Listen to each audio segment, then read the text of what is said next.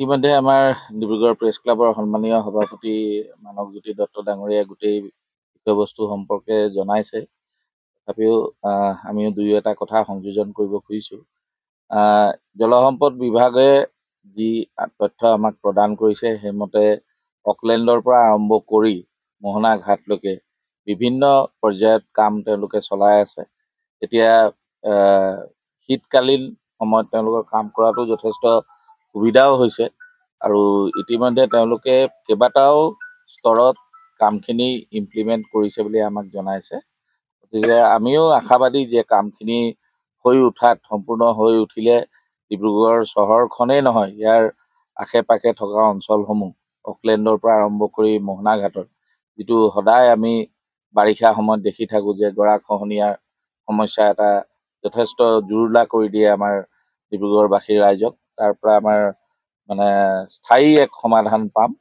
আৰু লগতে তেওঁলোকে আমাক জনাইছে যে 100 কোটি টকাৰ ওপৰত এই পৰ্যায়ত বিভিন্ন পৰ্যায়ত কামখিনি চলি আছে। চৰকাৰকো আমি ধন্যবাদ জনাইছোঁ, বিশেষকৈ জলসম্পদ বিভাগক আমি ধন্যবাদ জনাইছোঁ। মন্ত্ৰী পীযুষ হাজৰিকাকে আদি কৰি ডিব্ৰুগড়ৰ যিসকল অভিযন্তা আৰু বিষয়া আৰু শ্ৰমিক তেওঁলোকে লাগি আছে গোটেই কামখিনি ইমপ্লিমেণ্ট কৰাৰ ক্ষেত্ৰত, দিনে ৰাতিয়ে লাগি আছে, তেওঁলোককো আমি ধন্যবাদ জনাইছোঁ। আৰু আশা কৰিম যাতে অতি সোনকালে কামখিনি হৈ উঠক আৰু তাৰপিছত যাতে ডিব্ৰুগড়খন আমাৰ সপোনৰ ডিব্ৰুগড়, আমাৰ সকলোৰে আদৰৰ ডিব্ৰুগড়খন আৰু অধিক সুৰক্ষিত হৈ উঠক। আজি জলসম্পদ বিভাগৰ সহযোগত আমি ডিব্ৰুগড়ৰ এক জ্বলন্ত সমস্যা গৰাখহনীয়া সমস্যাৰ ক্ষেত্ৰভিত্তিক অনুসন্ধান কৰিবৰ কাৰণে আৰু পৰিদৰ্শন কৰিবৰ কাৰণে আমি আজি নগাঘুলিত আহি উপস্থিত হৈছোঁ। ইয়াত এটা মেজৰ প্ৰজেক্ট চলি আছে জলসম্পদ বিভাগৰ, তেখেতসকলৰ বিষয়ববীয়াসকলো আছে।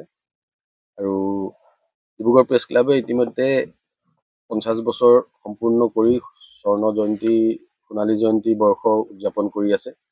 এই সোণালী জয়ন্তী বৰ্ষৰ লগত সংগতি ৰাখি আমি বিভিন্ন কাৰ্যসূচী হাতত লৈছোঁ। ইতিমধ্যে অহা ফেব্ৰুৱাৰী মাহত আমাৰ অন্তিম কাৰ্যসূচী আছে, ক্লজিং চেৰিমনি। আৰু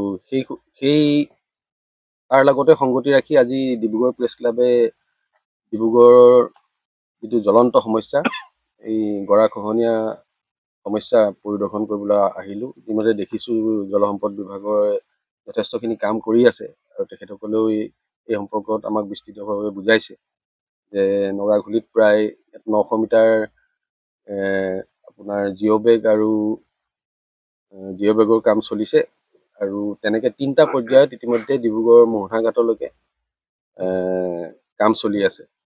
ইতিমধ্যে দেখিতো সন্তুষ্টি লাভ কৰিছোঁ। অহা বাৰিষা বা আগন্তুক দিনত দেখা যাব এই চৰকাৰে যিখিনি কাৰ্যসূচী হাতত লৈছে জলসম্পদ বিভাগে আমাৰ ডিব্ৰুগড় সুৰক্ষাৰ কাৰণে কিমান কামত আহে। আশা কৰিম কামত আহক, কাৰণ ৰাইজৰ সুৰক্ষাৰ কথা আছে। ডিব্ৰুগড় এখন ঐতিহ্যমণ্ডিত চহৰ, 200 বছৰীয়া ডিব্ৰুগড় চহৰ ৰক্ষাৰ স্বাৰ্থত জলসম্পদ বিভাগে যিখিনি কাম কৰিছে তাৰ কাৰণে আমি ডিব্ৰুগড় প্ৰেছ ক্লাবে শলাগ লৈছোঁ।